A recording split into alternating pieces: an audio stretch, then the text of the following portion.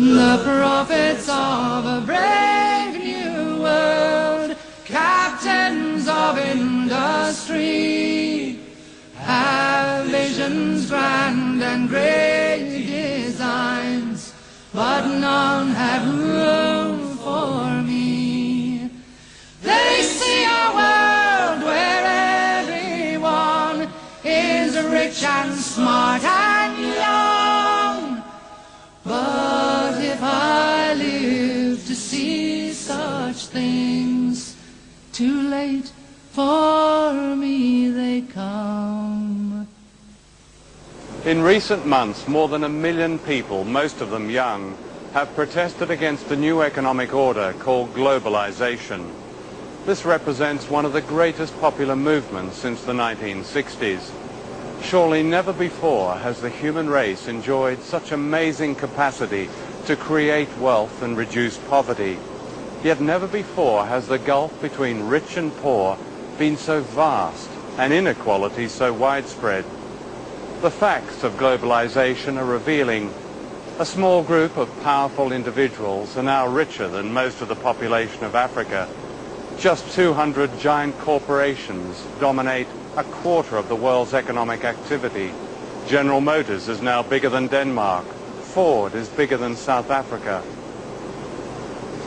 Unseen by shoppers in the high street, the famous brands of almost everything from running shoes to baby clothes are now made in very poor countries with cheap labor, at times bordering on a form of slave labor.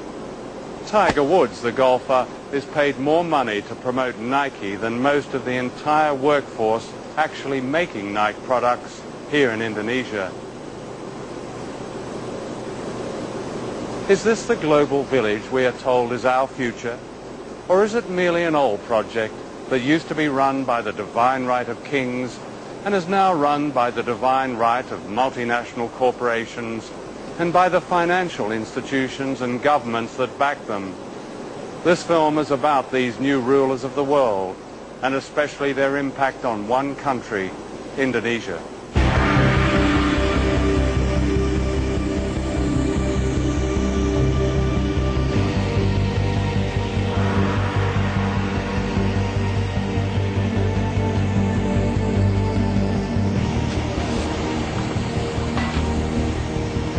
Indonesia is where the old imperialism meets the new. This is a country that should not be poor. It's rich in almost everything. Mountains of copper and gold, oil, timber, and the skills and labor of its people. Colonized by the Dutch in the 16th century, Indonesia was plundered by the West for hundreds of years, a debt that is yet to be paid back. Ratusan tahun lamanya Indonesia itu dihisap oleh negara-negara utara. Bukan hanya Indonesia, semua negara-negara kulit berwarna. Sehingga Barat menjadi kuat, menjadi makmur, menguasai keuangan dan perdagangan sampai sekarang. Nah, sekarang didikte oleh IMF, oleh Bank Dunia. Negeri yang begini kaya diubah menjadi negara pengemis sekarang, Indonesia. Karena tidak adanya karakter pada elit.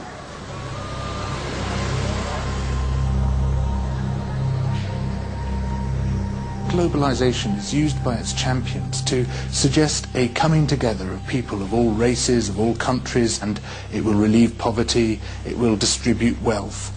What we're actually seeing is precisely the opposite processes in train, that the poor are becoming markedly poorer, while the very wealthy are becoming staggeringly wealthy. And here are some of the staggeringly wealthy. This is a wedding in Jakarta of the Indonesian elite. Two merchant families are being united. 4 years ago, the World Bank called Indonesia a dynamic economic success, a model pupil of the global economy. Among the Versace dresses and diamonds are those who've reaped the benefits of the new global freedoms. Freedom to watch money make more money. In this respect, they could be any nationality.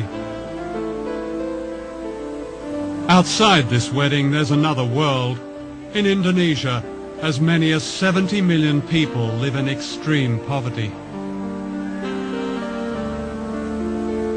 We calculate that it would take an Indonesian worker, like one of the waiters serving here, 400 years to pay for this wedding reception.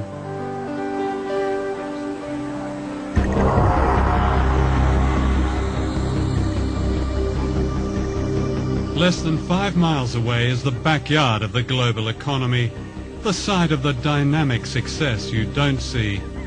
This is a labour camp that's home to workers who make the clothes we buy in the high streets and shopping malls. This is the human price paid for our fashionable trainers, our smart shirts, our jeans with a tag that says, "Made in Indonesia." Young people living here who make the famous brands are paid on average the equivalent of 72 pence a day, about $1. That's the legal minimum wage in Indonesia. According to the Indonesian government, it's just over half a living wage. The dormitories are made from breeze blocks and packing cases. When it rains, they flood. There are open sewers and no clean running water. Many of the children are undernourished and prey to disease. While I was filming here, I caught dengue fever, carried by the mosquitoes which infest these slums. It kills children. The conditions here are not very different from workers' camps in other parts of Asia, in Africa and Latin America, where the famous brands are also made cheaply for lucrative Western markets.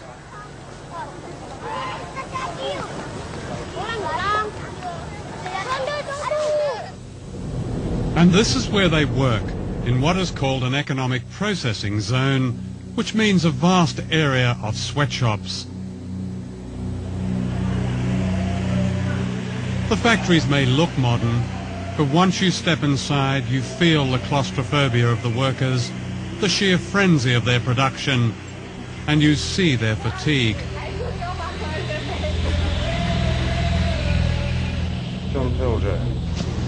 Posing as fashion buyers, we film secretly in this factory.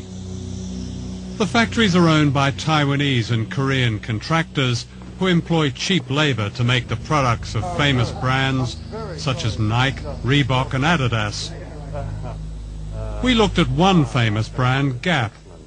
The working conditions we found are by no means the worst. So you do Gap, of course. You do lots of Gap.